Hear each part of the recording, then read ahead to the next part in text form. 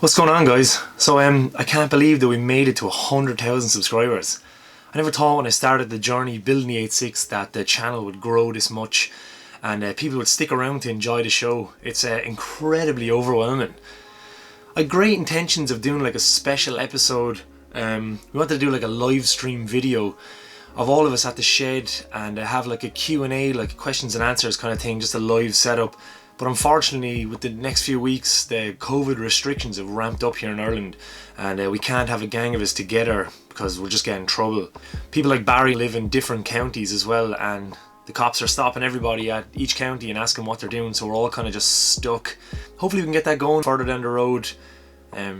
That's the plan anyway. I've always wanted to do that. It would be kind of cool, so I'm definitely going to do that in a few weeks. For this episode, I thought it'd be pretty cool if I explain the origins of Juicebox, where Juicebox came from.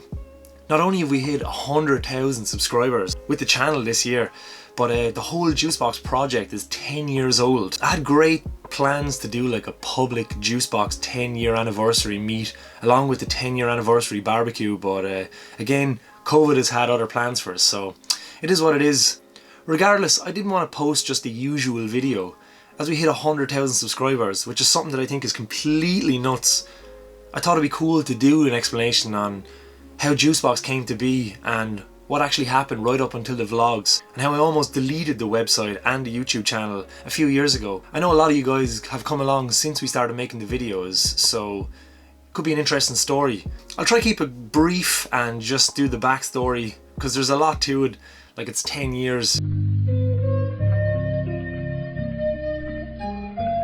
When YouTube was really only starting out, and Facebook, definitely YouTube, damn, I definitely feel really old now, but I built a skateboard website. I used to showcase my friends' skateboarding and stuff, and the nonsense we used to get up to every week. I used to always get injured skating. I was plagued with injuries, so in the downtime I picked up a video camera because I was bored and started shooting photos and videos of my mates. We were inspired by like Jackass at the time and things like Tom Green and that. We used to make a lot of edits of us goofing around and doing stupid stuff and doing a lot of skating and drinking and just stupid shit you do when you're in your teens. There was a bit of good skateboarding tied in the middle, so it all made it kind of relevant. The videos were a popular hit and I eventually started moving them over to YouTube. A couple of the videos went viral. Some of you guys might have seen the Tony Hawk ride video. That was huge. Tony Hawk even shared it and reached out to us and stuff. It was kind of cool. Sadly, that video and a lot of videos on our Original Sex Films YouTube channel have been taken down because of copyright. That didn't really exist back in the day, so I don't know. I learned a lot about that over the last few years. I was shooting a lot of skate stuff at the time and just general photos. I was just loving taking pictures, and I was very keen to shoot car stuff as I had a huge obsession with cars. It seemed the cars and skateboarding back then were my main interest, and both of them didn't mix at all. All of my mates that were into skateboarding kind of hated the car scene, and I guess the car scene back then was no place for someone into skateboarding at all. It was a different time. I knew a good few of my mates from school.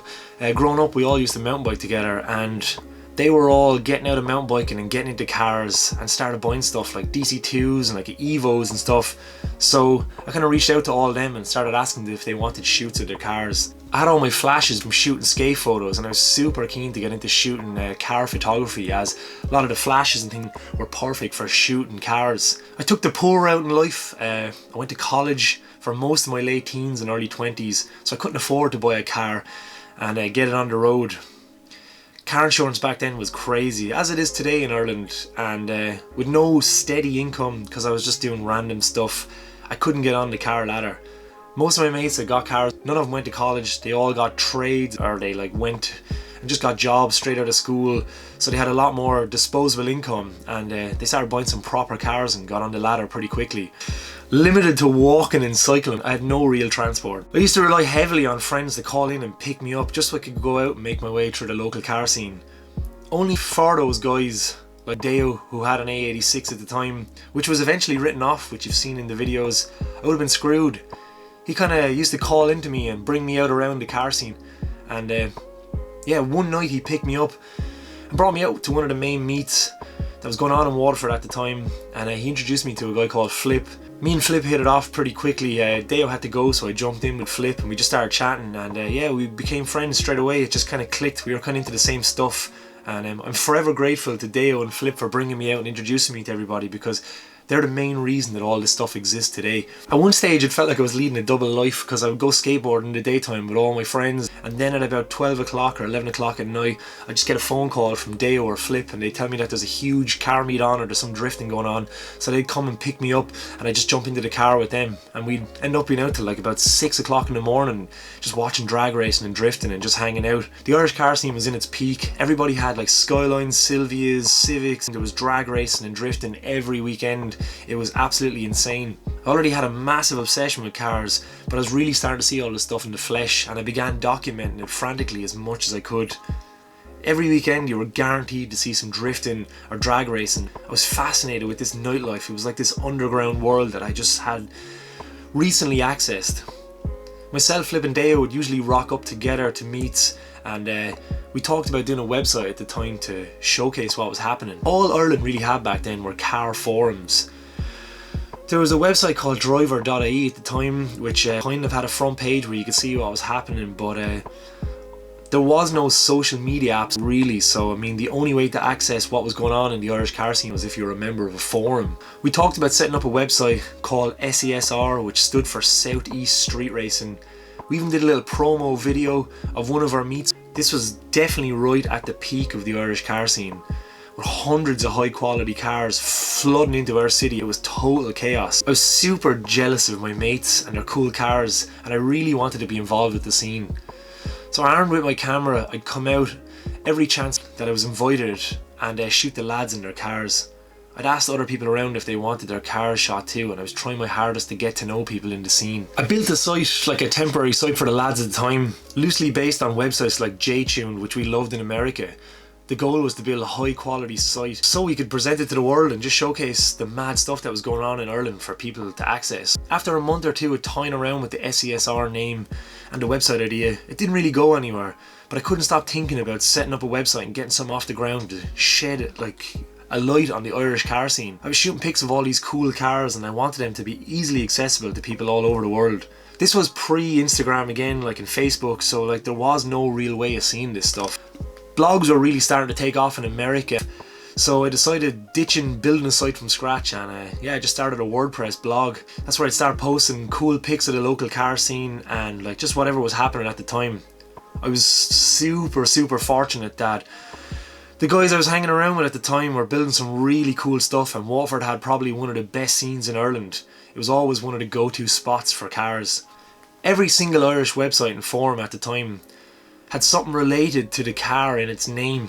After Dark Cruisers, DTD IRL, Drift Ireland, they all had something related to cars. And I just wanted to do something totally different, so I called the website Juicebox. And you could hear people saying it. It was super memorable, it was strange, and it caught on really quickly. It wasn't tied to drifting, it wasn't tied to drag racing, it wasn't even tied to Japanese cars, it was just Juicebox, so we could kind of cover whatever we wanted. We had free reign to just do anything with the website. I wanted the name to stick, and Juicebox definitely stood out. People just always remember it, like, oh, did you see that on Juicebox? And then they'd be like, oh, what's Juicebox? What are you talking about? So I definitely think the name worked, and yeah, it's kind of funny thinking back at that. The Irish car scene was hidden back then, and it still is in many regards. A lot of people hear of really cool cars, and they aren't really active on social media at all. They hide their cars away, and a lot of people build cars for themselves, and I've always admired that about our car scene.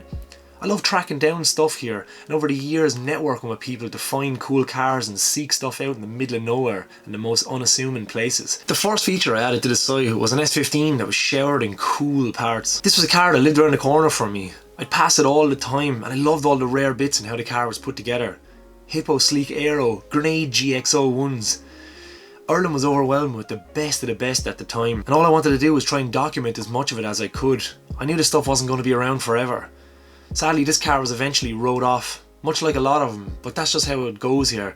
We really took this stuff for granted back then. The more guys I met, the more research I would do online.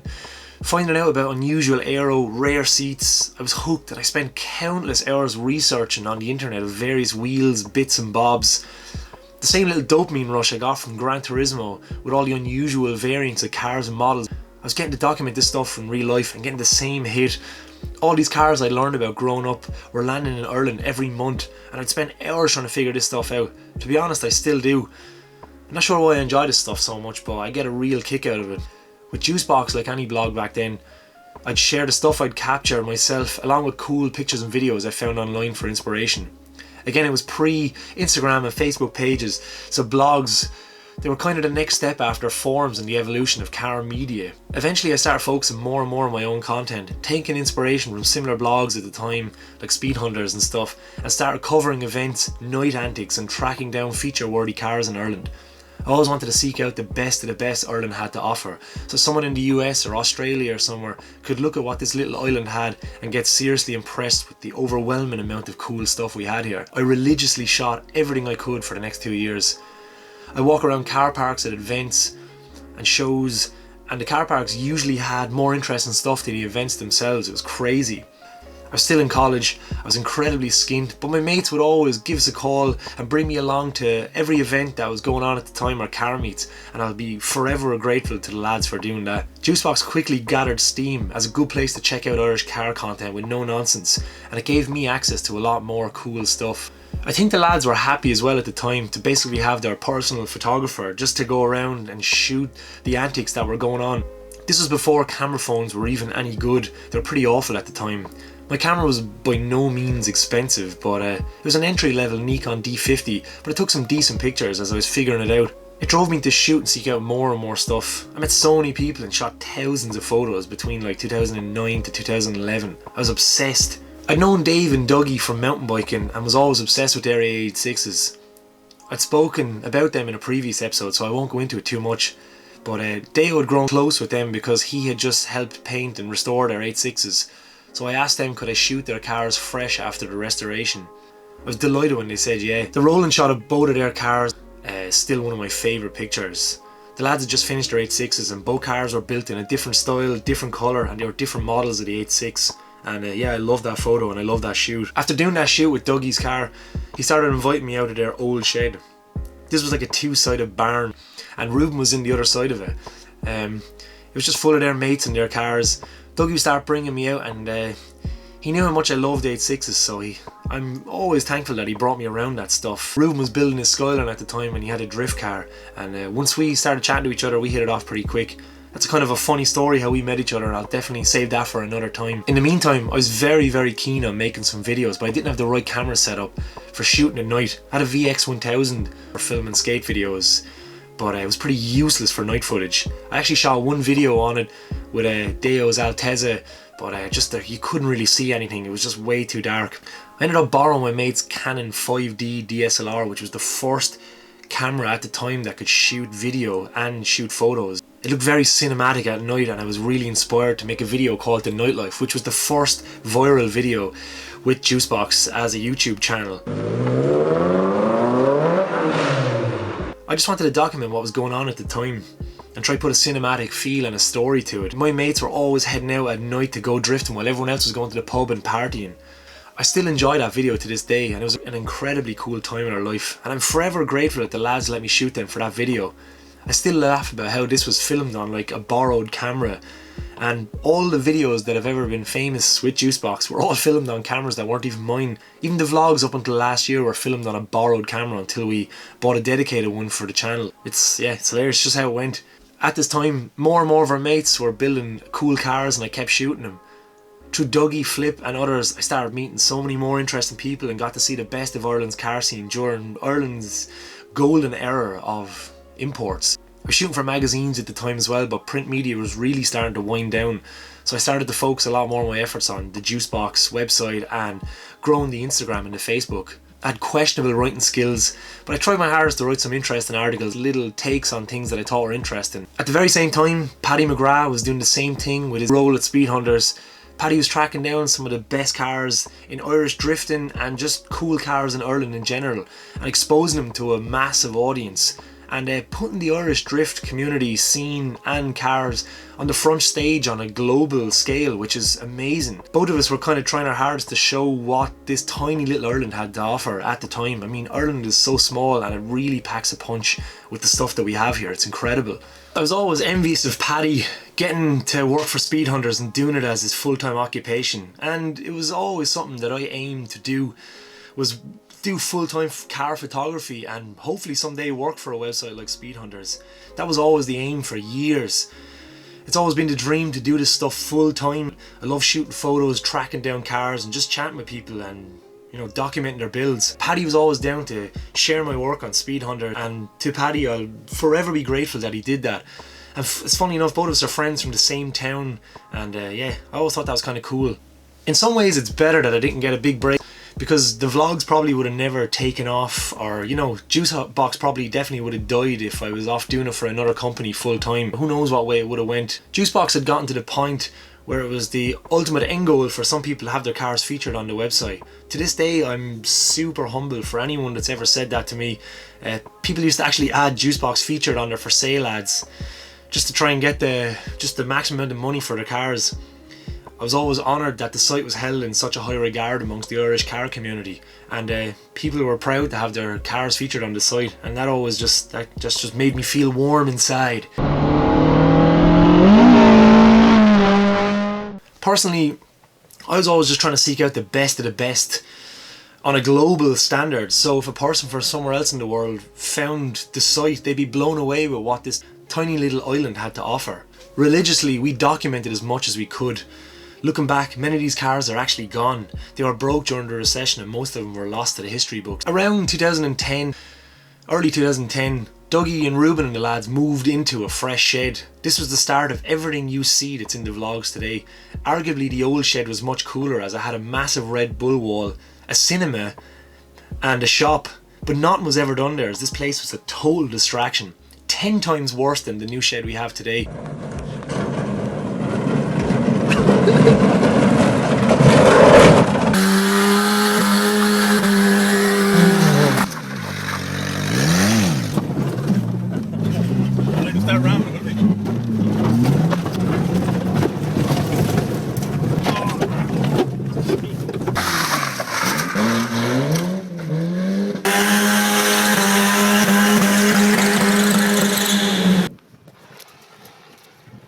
Again, I was right in the middle of college, and I was lucky at the time to even have 2 cents to rub together. The lads used to joke about how skint I was, but they always called in and brought me out to the shed, and I was so grateful to be just around all this crazy stuff.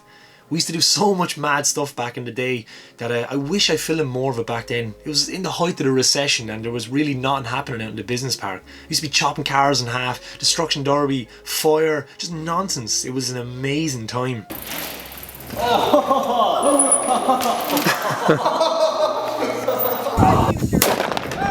I lived my entire car life back then vicariously through my friends, and it was just amazing that they'd pick me up and bring me to events and car shows. Otherwise Juicebox and all this stuff would have never happened. I tried to get a car on the road a few times, but it never materialised. In fact, it was kind of embarrassing at the time, so I just never really said anything to people about anything to do with my own personal car life. I never put my name on anything back then with Juicebox, and for many years I was completely invisible. No one knew who I was, and no one had any idea who was running Juicebox. It was always about the cars. I felt that I wasn't important, and I just kept my name away from everything. In 2011, I started to spend a lot more time with Dougie and Ruben in the new shed, and it was just a fantasy land where adults could just be childish and retain their youth. The amount of madness that was going on back then in the old shed, I do wish I shot a lot of it, but I don't know, I was kind of afraid at the time to point the camera at us. I remember watching the first few Mighty Car Mod videos and thinking, wow, we should be doing this stuff, but I felt it wouldn't go anywhere because I just didn't have my own stuff to keep a narrative going throughout the videos.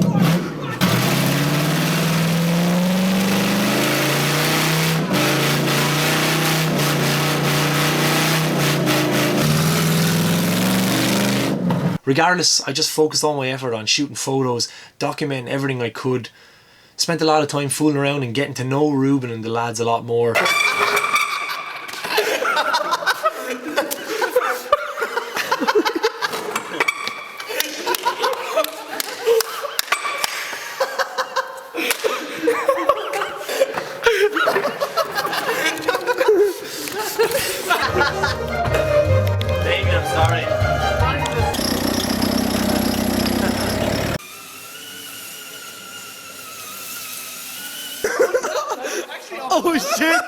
Ah, shit!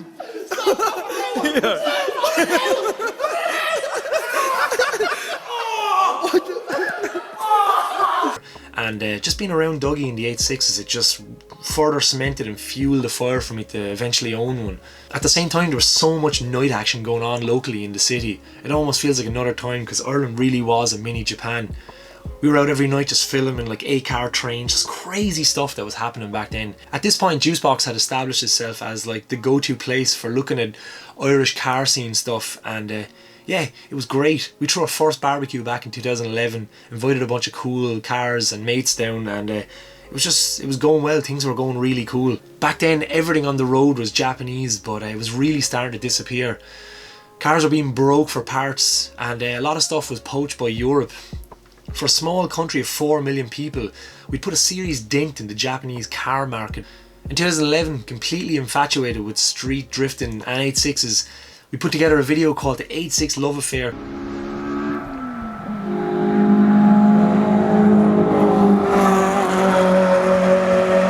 This was another project which went worldwide at the time, and one I'm still really proud of to this day. I shot that on a borrowed camera as well, and borrowed like onboard cameras. I was doing promotional work at the time for Pro Drift, which was the Irish drift series, and I just had all their cameras and we made the most of them. Our mate Sean was a lunatic in the 86, and I always wanted to build a 20 valve 86 similar to his. Car was a huge inspiration.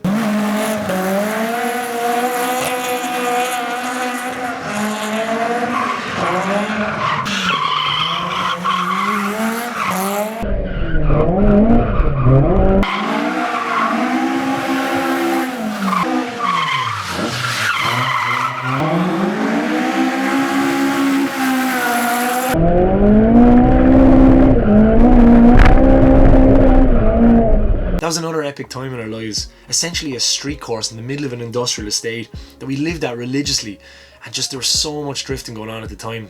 Speed Hunters even posted the video to their main page, and they had to have a meeting about whether they could share the video because there was a lot of street stuff in it.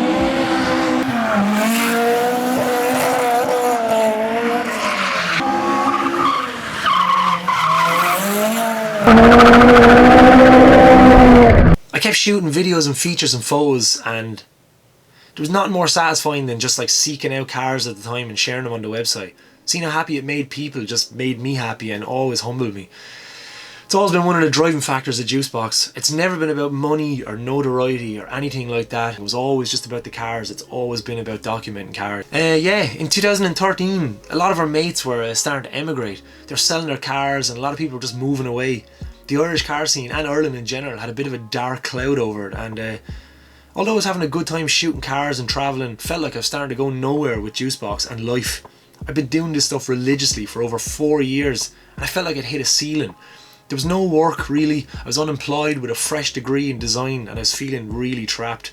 I decided I was going to emigrate at the end of the year and take a break from all this stuff. I was getting to travel Europe and shoot videos of people drifting like Luke Fink with the Low Brain Drifters and stuff for the Irish Drift series, Pro Drift at the time. But at the end of the day, I was broke, kind of jobless and a little burned out from the recession and the lack of future prospects. I decided to emigrate to Canada in search of a fresh adventure. The last shoot I did was with Dougie Charmant, which was pretty cool and emotional at the same time. That along with a go away meet we had at a B&Q car park, which was really cool. All the cars that showed up and everybody that showed up. But that was the last thing. It was a nice way to sign off that 4 years of Juicebox. I thought about deleting the website and just moving on with life. But I did a bit of a post on it and a lot of people reached out and shared their feelings about Juicebox and the site, and yeah, it made me realise that it probably wasn't the best decision to do that. Luckily enough, Flip offered to keep things going while I was away, shooting pics himself and organising meets. I'll be forever grateful for his help on that. While I was away, I revamped the site, and Flip and our friend Mark kept shooting photos and organising stuff. We started getting the Instagram going a lot more and the Facebook and just sharing stuff that was inspiring us, so it kind of kept Juicebox alive. My little brother started finding loads of photos of abandoned cars in Fukushima. In 2015 we did an article about the abandoned cars of Fukushima, which crashed the website. It's the most viewed page ever on Juicebox and it has over 3 million hits. That was pretty wild. Between 2014 to early 2016, I was totally away from cars. I'd just taken a break. I was working in the oil industry in places like Edmonton in the middle of Canada, and then getting sick of that, I started working in bike shops and worked my way back over to Vancouver. That's where I bumped into Alex from Circuit Soul. After being away from cars so long, Alex reignited my love for cars and all the stuff that I loved about Japan and the culture. Both of us kind of shared the same passion for old crusty Japanese cars and rich history behind it. It's funny how I used to sit on beaches in Vancouver in 30 degrees, sipping a beer after work, total paradise. And once I was just sitting there, my mind had started wandering, wishing I was at home building an 8.6 with my friends in a shed. Hanging out with Alex and the guys, it was an amazing time in Canada and it did so much for me. But what it really did is made me miss what I'd already left behind in Ireland. I had some awesome mates, there was a cool scene and a very interesting car culture. And I really started toying with the idea of wanting to do a vlog series, building my own 8.6 and kind of trying to document everything that was happening in the shed and stuff around us. In 2016, after scoring a decent job in JDM Distro, I moved home to Ireland. Dougie sold me the two-door 11 Shell for €200. She's the rare burgundy that you could get there now. Declan and Nonny in Cork there used to do it. And well, yeah, the rest has been documented in the vlogs ever since. A lot of people ask me and message us wondering if we've loads of money or how I managed to get my dream car and how jealous they are. But it took me until I was 27 to find an A86 and I had to pull it out of a bush. Only in the last few years I've been really able to enjoy this stuff. For many years I just sat on the sidelines documenting my mates and I appreciated every second of it, and I appreciated every second of actually being able to build my own car. I couldn't have done it without the support of you, the viewers who have helped me along the way, supporting the shop and the channel, and I definitely would not have been able to get to where I am now if it wasn't for everything that's happened with this YouTube channel. It's wild to think that Juicebox has been going for 10 years. Like I said, it's never been about the money or the fame or anything like that. It's always just been about the love for cars and tracking down cool builds and trying to document as much of what exists here in Ireland as possible. Once we turned the camera on ourselves, things really started gathering steam, and I really just want to thank everyone for being along for the journey. All the people we've met in the last few years, all the messages, people reaching out saying how much they've enjoyed the videos, how much it's helped them and stuff. It's just been incredible, and yeah, it's super humbling and slightly overwhelming at times. Ireland has a very unique car scene, and I've got a very unique group of friends and a shed and all the stuff that we have, and I don't take it for granted. It's been a pleasure to document it and share it with you guys. I hope you guys will stick around for the rest of the 8.6 build and everything that happens in between.